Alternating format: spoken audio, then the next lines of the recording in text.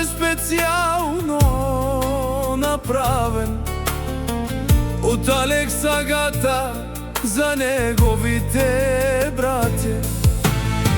За Папан Германеца и за Ники, най-оборотните момчета в Германия.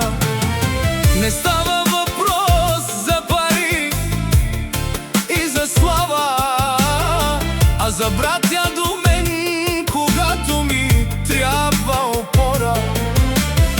За хората, които остават до края, дори когато живота ни подлага на проверка.